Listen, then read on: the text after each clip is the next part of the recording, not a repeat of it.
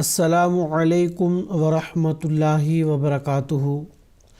ناظرین کرام، تجوید القرآن کلاسز کے سلسلے میں خاکسار سورۃ النحل کے رکو نمبر 11 کی تلاوت کے ساتھ آپ حضرات کی خدمت میں حاضر ہے۔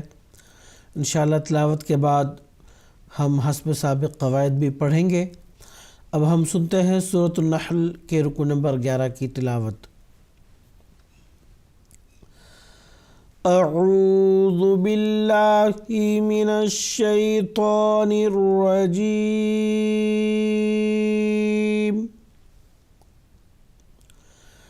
بسم اللہ الرحمن الرحیم۔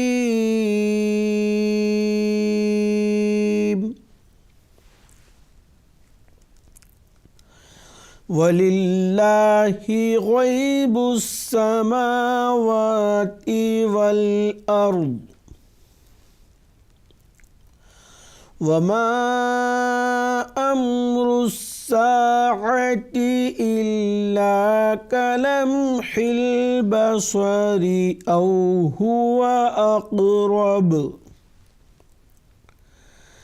إِنَّ اللَّهَ عَلَى كُلِّ شَيْءٍ قَدِيرٌ۔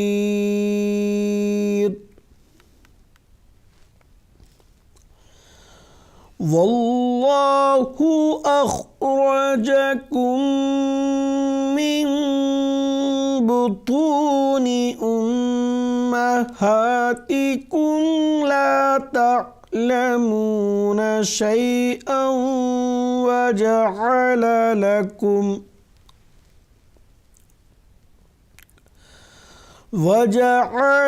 لكم السمع والأبصار والأفئدة لعلكم تشكرون۔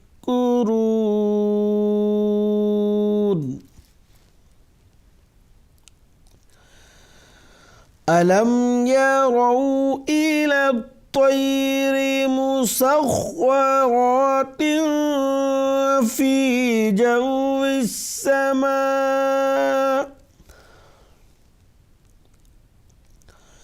مَا يُمْسِكُهُنَّ إِلَّا اللَّهُ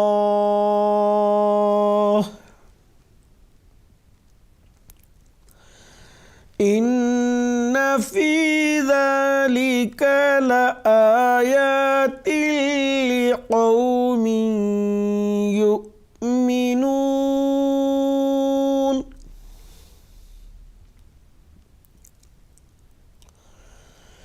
وَاللَّهُ جَعَلَ لَكُم مِّن بُيُوتِكُمْ سَكَنًا وَجَعَلَ لَكُم مِّن جُلُودِ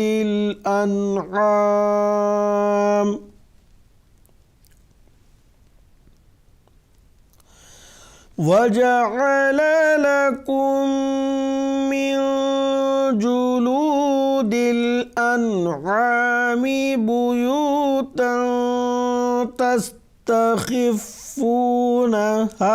يوم ظعنكم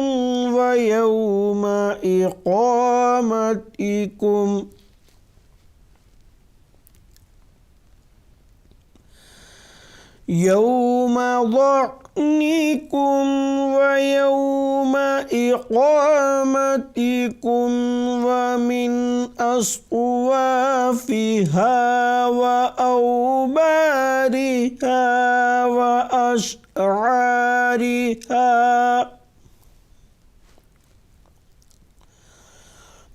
وأشعارها أثاثا ومتاعا إلى حين۔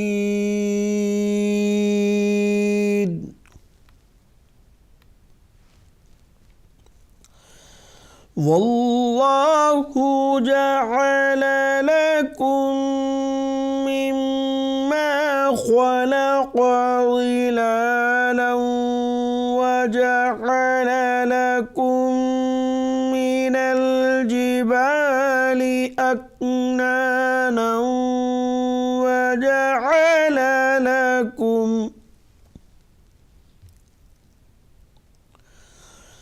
وجعل لكم سرابيل تقيكم الحر وسرابيل تقيكم بأسكم كذلك يتم نعمته عليكم لعلكم تسلمون.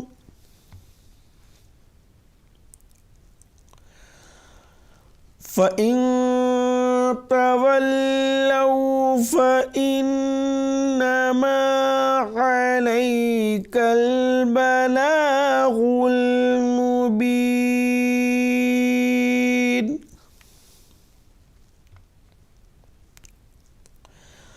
يعرفون نعمة الله ثم ينكرونها وأكثرهم الكافرون.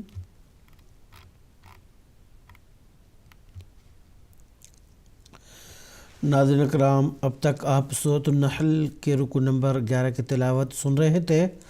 اب ہم حسب سابق قواعد پڑھتے ہیں۔ وَلِلَّهِ، یہاں پہ جو اللہ کلام ہے یہ باریک پڑھا جائے گا۔ اس کی وجہ یہ ہے، قواعد میں یہ بات کا ذکر، اس بات کا ذکر ہے کہ اللہ کے لام سے قبل حرف پر اگر کسرہ آتا ہے، زیر آتا ہے، تو اللہ کا جو لام ہے وہ باریک ہوگا۔ اس کے بعد غین جو ہے یہ حروف پر میں سے ایک حرف ہے، تو یہاں پہ غا جو ہے اس کو پر پڑھیں گے، یعنی گول پڑھیں گے۔ اس کے بعد والارض، را جو ہے اس کو یہاں گول پڑھیں گے۔ را ساکن کے گول پڑھنے کا ایک قاعدہ یہ ہے کہ را ساکن سے قبل جو حرف ہے اس پر زبر یا پیش آئے تو را ساکن جو ہے گول پڑھا جاتا ہے۔ اگر اس سے پہلے حرف پر کسرہ آتا ہے تو را ساکن جو ہے وہ باریک پڑھتے ہیں۔ تو یہاں پہ چونکہ اس سے پہلے حرف پر زبر ہے تو را ساکن گول پڑھیں گے۔ اسی طرح ضاد کو بھی گول پڑھیں گے کیونکہ یہ حروف پر میں سے ایک حرف ہے۔ پھر علامت وقف آیت آنے کی وجہ سے ضاد جو متحرک حرف ہے، قاعدہ وقف کے مطابق اس کو ہم نے ساکن کر کے پڑھا۔ اس کے بعد وما پر جو مد ہے، اس مد کو مد منفصل کہتے ہیں۔ اس کو ایک الف زائد کھینچ کر پڑھتے ہیں۔ امر الساعتی را پر پیش ہے تو قواعد را جو ہے اس کے مطابق اس کو گول پڑھیں گے۔ الا کلم حل بصری، صاد حروف پر میں سے ایک حرف ہونے کی وجہ سے اس کو گول پڑھیں گے، اور را پر کسرہ آنے کی وجہ سے اس کو باریک پڑھیں گے۔ اگر را پر زبر یا پیش آتا ہے اس صورت میں اس کو گول پڑھتے ہیں، ورنہ باریک۔ اس کے بعد قاف جو حروف قلقلہ میں سے ایک حرف ہے جس پر جزم آیا ہے، تو اس کو قلقلہ کی صفت کے ساتھ اس طرح سے پڑھیں گے اقرب۔ آگے را جو ہے یہ اس پر زبر آنے کی وجہ سے اس کو پر پڑھتے ہیں، تو اس کو پر پڑھیں گے۔ اور علامت وقف تا آنے کی وجہ سے جو حرف با ہے، جو متحرک حرف ہے، اس کو قواعد وقف کے مطابق ہم نے وقف کرتے ہوئے اس کو ساکن کر دیا۔ اب یہ چونکہ حرف با جو ہے قلقلہ کے حروف میں سے ایک حرف ہے، تو اس قلقلہ کے قاعدے میں یہ بات شامل ہے کہ قلقلہ کے حروف جب بھی جزم کی حالت میں ہو، اس پر جزم یا ساکن آتا ہے تو اس کو قلقلہ کی صفت کے ساتھ پڑھتے ہیں۔ اس کے بعد ان اللہ میں نون مشدد ایک الف کے برابر غنہ کی آواز کے ساتھ اس کو پڑھیں گے۔ اللہ کا جو لام ہے اس کو گول پڑھیں گے کیونکہ اس سے پہلے حرف پر زبر ہے۔ اس کے بعد شیء قدیر، حمزہ پر جو تنوین ہے اس کے یہاں اخفا ہوگا۔ اخفا یعنی نون ساکن اور تنوین کو جو اس کی مکمل آواز ہے اس کی آواز کی ادائیگی نہ کرتے ہوئے اس آواز کو کہیں نہ کہیں مخفی رکھنا اور ایک الف کے برابر غنہ کی آواز کے ساتھ پڑھنا، اس کو کہتے ہیں اخفا۔ تو اس وجہ سے اخفا ہوگا کیونکہ آگے حروف اخفا میں سے ایک حرف ہے۔ تو اس کے بعد پھر آگے قاف، یہ حروف پر میں سے بھی ایک حرف ہے، تو اس کو گول پڑھیں گے۔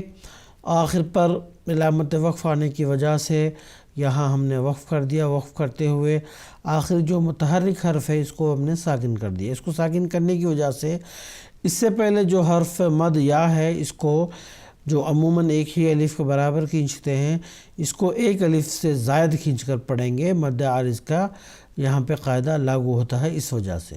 تو ناظرین کرام، آج کی کلاس میں بس اتنا ہی، انشاءاللہ اگلی کلاس میں پھر ملاقات ہوگی۔ السلام علیکم ورحمۃ اللہ وبرکاتہ۔